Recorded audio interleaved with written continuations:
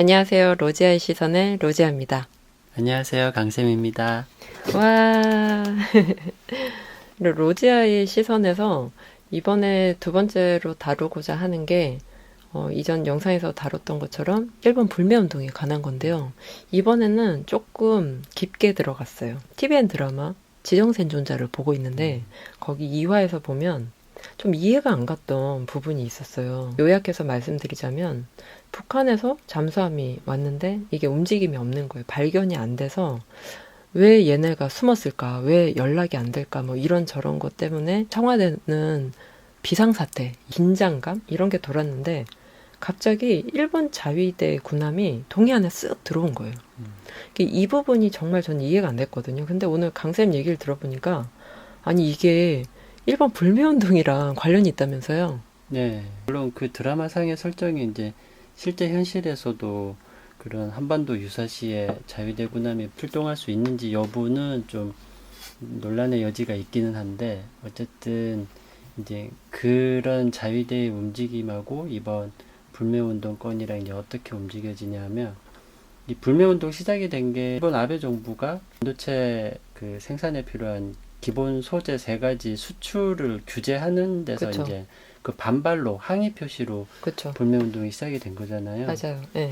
그러면 이제 그럼 왜 아베 정부는 하필이면 자국 기업의 그 수출을 가로막아가면서까지 이렇게 무리수를 둘까? 이게 이제 논란이 많은데 여기서부터 그냥 소설이에요. 사실 뭐 그 아베 정부가 명확하게 딱 부러지게 이해될 만한 얘기를 한 게 없으니까. 근데 제가 알기로는 아베 정부가 그렇게 한 게 대선이 있고, 맞나요? 그 아베 일본에서는, 정부가 그걸 얘기하진 않았죠. 그쵸. 우리 언론사에서는 예. 그렇게 분석을 했어요. 언론에서는 뭐 음, 아마 이제 정치적으로 이용했다. 정치적으로 이용하려고 그랬다 그러는데, 자기 뭐 극우파 세력들의 표를 모으기 위함이다. 뭐 이런 얘기들을 했어요. 예, 아닌가요? 그건 진짜 100% 엉터리고요. 엉터리. 왜냐면 구구파의 세력을 얻고 말고 할 게 없어요. 왜냐면 아베 자체가 그냥 구구파의 거의 수장격이고, 음, 아니, 수장인데 무슨 똘마니의 표를 얻어요. 그러니까 똘마니들은 무조건 따라오는데. 일본은 우리나라랑 달리 대통령제가 아니잖아요. 그죠? 그래서 국민들의 투표가 필요한 게 아니니까 저도 그 점에 대해서 좀 의아했거든요. 그러니까 직접 뽑는다기보다는 국민들이 뽑은 이제 국회의원 같은 그런 대표들이 참의원 선거 뭐 이렇게 얘기하는데, 거기서 이제 다시 그 지금 세 번째인가 집권을 계속 이제 꼬리를 물고 이제 하고 있는데, 거의 독재네 세 번째인가 장기 이러면. 집권으로 지금 가고 있는 거죠. 음, 근데 그 전에 고이즈미 총리도 꽤 장기 집권을 했거든요. 다 그나물의 그 밥들인데, 아무튼 얘네들이 어떤 애들이냐면 일본의 이제 약간 비밀 결사 조직, 비밀 사조직 같은 일본 회의라는 이름의 그 사조직이 있다고 해요. 일본 회의. 회의라는 그 네 글자가 예, 사조직 회사에서 이름이고. 회의할 때 그 회의인데, 이제 일본이란 단어랑 붙어서 네 글자, 일본 회의라는 이름, 그냥 그게 고유명 명사예요. 처음 듣는 이름이거든요. 예, 그 근데 정도. 일본 자국민들도 그렇게 익숙한 이제 말은 아니라고 해요. 그러니까 그들의 존재가 익숙하진 않다고 해요. 근데 아무튼 이제 이번에 이런 사태가 발생하면서 이렇게 마치 신상털기 하듯이 털렸구나. 일본 정부의 신상털기를 해보니까, 아, 이 배후에 일본 회의라는 사조직이 있고, 아베가 그 이제 일본 회의의 그 약간 창립 멤버 중에 하나인 거죠. 그래서 그리고 이제 일본의 주요 내각에서 80% 이상이 일본 회의라는 이 사조직 멤버들이라고 해요. 그러니까 달리 말하면 얘네들은 장기 집권에 걸림돌이 없는 거예요. 자기들끼리 계속 해먹을 수가 있는 거예요. 그러니까 우리나라로 치면 약간 자유한국당에서 계속 해먹고 네. 이런 식입니다. 그리고 일본 국민들이 뭐 투표를 해가지고 새로운 그 위원을 뽑는다고 해도 그냥 이 조직에 가입이 되면은 끝나는 거예요. 군부 정권 시대가 생각이 나네요. 그러니까 전두환 대통령이 그 노태우 대통령한테 주고 그냥 네, 이제 그 그런 다음은 식으로. 네가 해먹어. 뭐 이렇게 맞아요. 바톤 터치 하듯이 네, 그죠? 고이즈미랑 지금 아베가 서로 바톤 터치한 딱 비슷한 거죠. 민주주의랑 좀 거리가 먼 듯이 거리가 멀죠. 느껴지는데. 네, 완전 거리가 멀죠. 국민이 어느 당을 뽑는지는 사실 의미가 없어요. 왜냐하면 이 사조직에 들어가면 끝이니까. 근데 아무튼 이 사조직이 이제 일본 그 제국주의, 군국주의 이쪽 사상에 물들어 있고 그리고 지금 일본 내에서 그 일본국 헌법이라는 이름의 이제 쉽게 말하면 일본의 헌법이에요. 그 헌법의 구조가 그 2차 대전 끝나고 일본이 그 전쟁에 패해서 패전 국가가 딱 됐을 때 미국을 비롯한 연합군에 의해서 강제로 그 헌법이 이제 바뀌었어요. 그런 사례가 이제 거의 없는데 이게 워낙 2차 대전이라는 커다란 사건이 있었고 일본은 독일과 함께 전범 국가로 이제 낙인을 찍혀서 그래서 이제 재판에 의해서 죄에 대한 벌을 받는 맥락에서 강제로 헌법이 개조가 된 거죠. 일본 헌법 구조의 내용이 이제 군대를 가질 수 없다. 전쟁을 포기한다. 이런 내용으로 되어 있다고 해요. 아, 그러면 일본은 군대가 우리나라나 미국처럼 없고 그 자위대라는 이름으로 뭔가 그런 비슷한 게 있는데 그냥 자위대는 좀 더 군대 역할이 무장된 경찰 집단이에요. 자위대는. 다른 나라랑 싸우고 이런 게 아니라 자국민들을 보호하는 목적으로만 차원. 움직이도록 그렇게 헌법이 이제 고쳐졌는데 굉장히 제한적인 네, 거네요. 그러니까 그게 47년도인가 그때 그렇게 이제 그 헌법 구조가 만들어졌고 그 지금까지 계속 유지가 되고 있는데 이 일본 회의라는 아베를 비롯한 일본 회의 이 사조직에서는 이제 군국주의, 제국주의에 아직도 쩔어 있어가지고 그걸 되돌리고 싶어하는 거예요. 헌법을 개정을 해서 헌법 구조 내용을 파기시키고 싶어하는 거죠.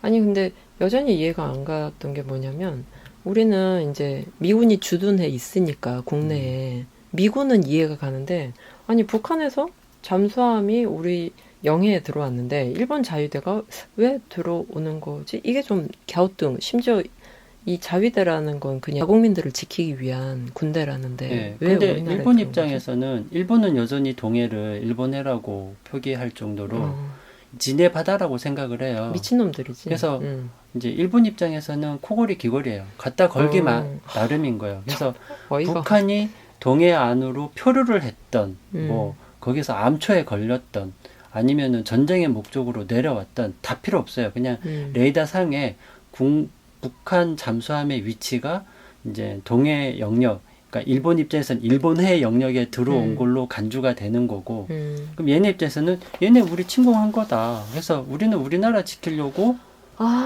자위대 발동하는 거다. 뭐가 문제인데? 이제 이런 식으로 나올 수 있는 거죠. 얘는 헛소리 전문가 뭐 이런 정치가 네, 원래 그냥 일본 헛소리. 회의가 맨날 그 독도 지네 땅이라고 얘기하는 맞아요. 걔네들이고 다케시마 뭐 이러면서 계속 분쟁을 만들려고 하는 거예요. 그러니까 과거에도 우리가 그 불매운동 4차례가 일어났던 게 다 그 왜곡된 교과서 뭐 다케시마 선언, 나레 선언 뭐 이래갖고 그런 것 때문에 일어났었는데 정말 어이가 없는 정치 구조인 것 같아요. 그렇죠. 얘는. 실제 일본의 그 역사 왜곡, 그래서 역사에서 위안부 문제라든지 심지어 일본이 그 인접 국가들을 침략해서 막 식민지화하고 이런 내용들도 부정적인 내용들은 싹 다 뺐어요. 어떤 식으로 뺐냐면 일부러 그 부분에 대해서 분쟁을 일으켜가지고 재판에 넘기는 거예요. 재판에 넘겨서 교과서 개정 작업을 시작할 때, 이건 재판 중인 사안이라서 일단은 내용을 빼고 봅시다. 이런 식으로 꼼수를 부려서 사실상 역사 왜곡을 다 한 거예요. 그래서 실제 지금 일본 역사 교과서에서는 일본 제국 침략 이런 내용들이 거의 다 빠져 있다고 해요. 얘네들 때문에. 일본 회의 얘네들 때문에. 아니 일본이 정말 전 세계적으로도 언론을 의심하지 않고 믿는 거에 거의 1등이라고 하던데 그러면 그쵸. 얘네는 자기네 왜곡된 교과서도 믿을 거 아니에요. 믿죠. 이제 애들은 특히나 뭐 부모가 그거를 지적을 해줘야 되는데 부모가 지적을 한들 학교에서 그렇게 강제로 군대식으로 가르치는데 뭐 답이 없죠. 예전에 어느 다큐에서 보니까 이제 그런 건 있더라고요. 완전히 그 한국을 좀 좋아한다고 해야 되나 뭐라 해야 되나 이런 역사를 좀 제대로 알려고 하는 사람은 이걸 알고 굉장히 부끄러워하는 네, 그런 실제로 모습을 또 뭐 보이더라고요. 일본의 국민들이나 그 사설 단체 심지어 공적 기관 중에서도 깨어있는 사람들이 있어요. 마치 우리나라 깨어있는 시민 요즘 유행하는 말로 깨시민 이러는데 일본에도 깨시민들 많아요. 네. 깨심이 너무 예, 귀엽다. 학자들 중에서도 깨어있는 학자들이 되게 많아서 그 우리나라 사람이랑 이렇게 공조를 해가지고 일본의 비리를 이렇게 우리나라 와서 꼬바르고 하는 그런 학자들이나 공무원들도 실제로 있어요. 다만 이제 일본 회의라는 이 사조직이 워낙 막강한 우리나라 약간 조중동 이 세력들이랑 비슷한 그런 구조라서 아마 굉장히 이렇게 깨기가 힘들죠. 얘네가 그런 군국주의, 제국주의 사상에 쩔어 있고 다시 군대를 취하고 걔네 헌법 개조 다시 개정해가지고 다시 군대를 자위대 수준이 아니라 이제 남의 나라 전쟁에 개입도 하고 전쟁도 심지어 일으킬 수도 있는 그런 힘을 가진 군대를 갖고 싶어 하거든요. 근데 그 군대를 갖고 싶어 하는 그거를 이루어줄 수 있는 나라가 북한이에요. 북한이 남한을 위협해야 그래서 한반도 정세가 위험해야 걔네 입장에서는 우리 동해가 아니라 일본해라고 걔네들은 그쪽으로도 주장하고 있으니까 우리 바다가 위험해요 하면서 그 구실로 계속 개입할 수가 있거든요. 그러면 지종생존자에서 그때 일본 자위대 군함이 들어왔던 것도 결국에는 그런 명목 하에. 네, 걔네 입장에서는 북한 잠수함에 동해안 들어온 게 아니라 일본해 들어온 걸로 해석이 되는 거죠. 그러니까 우리 바다에 우리 자위대 보냈는데 왜 우리가 너희한테 통보를 해야 돼? 이런 식으로 그렇죠. 나오는 독도도 지네 땅이라고 하는 애들인데 뭐 말 다 했죠. 제주도가 지네 땅이 아니라고 하는 게 참 다행인 수준인. 내일이 그러니까 7월 18일이죠. 목요일. 그러니까 화이트 국가에서 지금 한국을 제외할까 말까 뭐 이런 얘기가 결정되는 날이라고 하는데 그러면 얘네가 이렇게까지 우리한테 도발을 하는 이유에는 그 이번 선거 때문도 아니다. 결국에는 걔네 헌법에 나와 있는 군대를 다시 자기네는 갖길 원하고 군대를 갖기 위해서는 북한이 필요한데 북한과 만약에 남한이 평화협정을 맺든 우리가 통일이 되면 걔네의 꿈은 무산이 되는 거예요. 끝장나는 거죠. 이제 명분이 지구상에서 완전히 사라지는 거예요. 걔네는 영원히 군대를 못 갖게 되는 거네. 일본 입장에서는 이제 동쪽으로는 태평양 그리고 이제 그 하와이, 미국 땅 이제 서쪽으로 가야 이제 우리나라랑 북한 이렇게 되는 건데 일본 입장에서 동쪽으로 뭐 자위대가 움직일 만한 명분은 아예 제로예요, 제로. 제로죠. 2차 대전 때처럼 또 하와이 진주만을 함부로 또 덤나들 수는 없는 노릇이니까. 그렇죠. 그럼 유일하게 이제 자위대로 움직일 수 있는 명분이 되는 나라가 북한이랑 우리나라인데 북한이랑 우리나라가 사이가 좋아져 버리면 정전협정이 끝나고 이제 평화협정으로 만약에 돌아서고 북한이랑 우리나라가 심지어 통일까지 돼버리면 이제 미국이 자위대를 군대로 승격화시키는 어떠한 명분도 이제 없어져 버리니까 얘들 똥줄 타는 거예요, 쉽게 말하면. 근데 그 일본 회의라고 하는 그 단체가 사실은 아직도 무슨 평행 이론도 아니고 지금 식민지 시대인 줄 착각에 완전히 착각이 아니라 그거를 현실로 받아들이고 있어요. 대한민국이 식민지가 아닐 뿐이지 언제든지 너희는 우리 식민지가 될 수 있고 너희는 완전히 우리 발 아래야. 이런 눈으로 지금 바라보고 있단 말이에요. 실제로 일본 회의 걔네들이 그렇게 우리나라를 보고 있어요. 그냥 징징대고 울고 일본에 철부지. 의존해야 되고 그래서 일본이 그러니까 일본이 징징대는 이 한국 애들을 이제 잘 달래주고 키워줘야 된다. 걔네 시각에서 우리나라는 딱 그런 그냥 징징대는 아이 수준으로 돼 있거든요. 징징대고 있는 게 누군지 주제 파악도 못하고 정작 징징대고 있는 건 그러니까. 걔네들인데 남한과 북한이 평화협정을 맺든가 통일이 되면 우리는 만세 부르고 난리 칠 때 일본은 대성 통곡을 하려는 거죠. 정확히는 일본 회의 일본 걔네들이. 회의. 네. 그리고 이게 그리고 아마 단순히 우리나라에서도 우는 애들 생길 거예요, 조중도. 그쵸. 토착 외고. 이젠 뭐 종북이 어쩌고 빨갱이 어쩌고 그 색깔론 이데올로기를 이제 그쵸. 더 이상 써먹을 수가 없게 될 거예요. 물론 이제 어떤 식으로든지 하게 뭐 예를 들어서 내란 조짐이 보인다든 등 아마 또 소설을 써본다면 틀림없이 얘네들이 그렇게 끝까지 발악을 아마 할 건데 어쨌든 만약에 진짜 평화협정까지 가버리면 일본 회의 걔네들이랑 한국의 조중동 얘네들은 진짜 아주 서로 같이 쪽박 차면 되겠네. 서로 끌어안고 엉엉 울 거야. 이제 큰일 났다. 우리 이제 입지가 좁아졌다 이러면서. 근데 만약에 이제 평화 협정이 되건 통일이 되면 이게 단순히 그 일본 회의가 원하던 군대를 가질 수 없고 우리가 다시는 군대를 가질 수 없고 한반도를 침략할 어떤 힘을 못 갖는다. 이런 것도 있지만 경제적인 타격도 꽤 있을 것 같은데요. 경제적인 타격도 있죠. 지금 어쨌든 그 일본 그 열도가 혹시라도 한반도에 이제 문제가 발생하면 전쟁 위기가 발생하면은 2차 대전 때처럼 또 연합군이 이제 투입이 될 텐데 그 연합군이 투입이 될 때 발판 역할을 하고 있는 게 일본 열도거든요. 그리고 지금 실제로 일본에도 그 우리나라 미군 기지처럼 일본에도 미군 기지가 있어요. 그래서 이제 미군 함대나 이런 것들이 또 정박하고 있어야 되니까 한반도에만 늘 정박하고 있을 수는 없다 보니까 그 일본 열도에도 미군 함대나 다른 연합군 함대가 정박할 수 있거든요. 근데 그게 다 돈이에요. 예, 다 일본한테 돈을 주고 거기서 먹고 자고 뭐 어쩌고 다 하는데 이게 다 돈이거든요. 경제적인 이 효과가 되게 커요. 이게 어차피 미국도 이 남의 나라 전쟁에 개입하거나 아니면 뭐 군산, 그러니까 뭐 군자 물품 뭐 이런 것들 막 하는 걸로 이제 되게 그 경제적으로 부흥이 일어난 것처럼 그래서 미국을 군산복합체라고 부르거든요.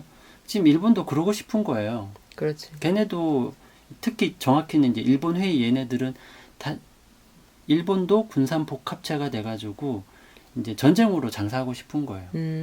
미국이 물론 이건 굉장히 제 부럽겠네. 생각이에요. 그러니까. 네. 그냥 미국- 심증이에요, 심증. 아니, 이 소설이 거의 실제일 가능성이 꽤 높을 것 같은데. 이게 정황 증거가 많다 보니까 뭐 저를 비롯해서 이제 대놓고 말은 못하지만 그렇게 생각하는 사람들이 많고 대놓고 말하는 사람들도 요즘 좀 많이 생겼더라고요. 지금 일본에서는 이렇대요. 이렇게 불매운동을 하니까 처음에는 그래, 너 한국 너희 봐라. 우리 일본 없이 너희 살 수 없었지. 우리한테 그렇게 의존하다. 이번에 한번 호되게 당해봐라. 이랬다가 이제 삼성이나 이런 데가 뭐 자구책을 찾고 있고 불매운동을 하니까 어떤 식으로 댓글이 흘러가냐면 자기들끼리 스스로 이제 자기 위안을 삼으면서 너희 뭐 우리 거 안 산다고? 그래 우리 것도 어차피 너희 거 안 사고 있었으니까 그러면 뭐 쌤쌤인 거야 뭐 이런 식으로 자위를 하고 있는 게 너무 웃기다고 일본에선 그렇다고 하더라고요. 아베 총리의 정치적 목적은 아니다. 더 빅피처가 있다. 근데 이거를 촉발시킨 어떤 결정적인 계기로 본다면 최근에 열렸던 트럼프 대통령과 그 북한 판문점 번개 모임. 그 판문점 번개 모임 일명 그쵸 판문점 번개 모임 아니 이게 무슨 동네 그러니까 아줌마들끼리 모이는 것도 아니고 동창회 이렇게 좀 친한 사람들끼리 번개하기도 힘든데 이게 국가 총수 국가 정수 그러니까 정상 간의 그쵸 번개 모임.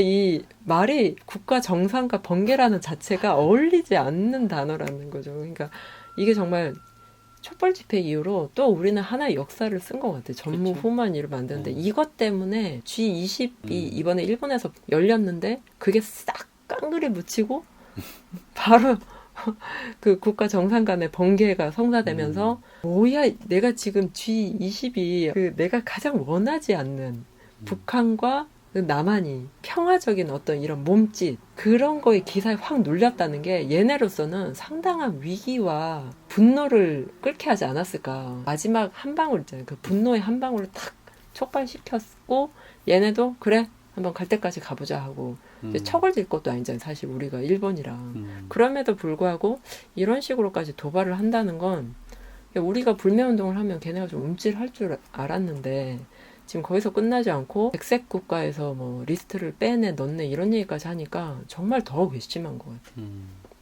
제가 봤을 때 일본 회의 얘네들 입장은 어차피 팔짱 끼고 있으면 일본이 팔짱 끼고 있으면 이제 일본 완전히 그냥 소외된 상태로 뭐 일본 패싱 뭐 이렇게 표현하잖아요. 그래서 일본 빠진 상태에서 그냥 미국이랑 우리나라랑 북한이랑 그냥 샤바샤바 해가지고 평화협정 모드로 확 가버리면 그냥 완전 바보 되니까 심하게 그쵸. 표현하면 그냥 걔네들은 병신 되는 바가야로 거니까 되는 거지. 어차피 그냥 둘 수는 없는 노릇이고 어떻게든 이 판을 깨고 싶은데 아마 얘네들도 다 계산을 했을 거예요. 머리가 아주 나쁜 애들은 아니니까 비록 군국주의, 제국주의에 쩔어 있긴 하지만 그쵸. 그래도 나름 엘리트 집단들이거든요. 그렇죠. 해서 계산을 다 돌려봤을 거예요. 틀림없이. 엘리트 또라이 집단. 예. 근데 아무리 계산을 돌려봐도 최선책이 안 나왔을 거예요. 그러니까. 그래서 제 생각에는 얘네들이 일단 똥 뒤집어 쓰자. 음, 똥 뒤집어 쓰고 동네방네 똥을 뿌리자. 이제 그치. 이렇게 마음을 먹은 것 같고, 그치. 그래서 가장 저급하게. 아마 걔네들도 계산을 했을 때 이 반도체 소재를 수출 규제를 해버리면 한국과 일본 간의 문제로만 그치지 않고 이게 전 세계적으로 모든 IT 기기에 들어가는 부품들인데 아마 전 세계가 들고 일어날 것이다. 이제 이것까지도 다 아마 견적이 나왔을 거예요. 근데 그럼에도 불구하고 그래 전 세계에다가 우리의 뭐 위상을 보여주겠어까지는 아닐 것 같고 어차피 우리 뭐 입지도 좁아질 수 있고 진짜 망하기 직전이니까 에이씨 꼬장이라도 부리고 망하자. 그치. 솔직히 이런 마음이 아니었을까 추정이 돼. 아니면 다른 긍정적인 어떠한 이득이 될 만한 게 없거든요. 어떤 전문가도 뭐 경제적인 맥락에서는 말할 것도 없고 정치적으로도 또 여러 가지 면에서 국제사회에서 따돌림 받을 게 불보듯 뻔한 지금 사태인데 얘네들이 정말 미친 척하고 미친 짓을 했다라는 건 그만큼 얘들 입장에서는 궁지에 몰렸다고 스스로 생각을 해서 마치 궁지에 몰린 쥐가 고양이 깨무는 식으로 그쵸. 이렇게 지금 망나니 짓을 하는 게 아닐까 싶어요. 역대 최강인 것 같고요, 이번에. 음. 그리고 이런 불매운동 얘기가 나왔으니까 말인데, 사실 불매운동에 대한 뭐 옳다 그르다 그리고 찬반 이런 얘기도 사실 있고, 그리고 이 불매운동이 솔직히 일상에서 스며들듯이 좀 알게 모르게 쓰는 일본 제품도 많고 이런 걸 자각하는 것도 좋고 뭐 다 좋지만, 이게 실질적으로 일본에 경제적 타격을 줄 수도 있고 여러 가지 좋은 의미도 있지만 사실 회색지대가 있거든요. 제일 이 불매운동을 하면서 1차적으로 피해를 입는 건 우리 자국민이요. 대한민국 사람들이라.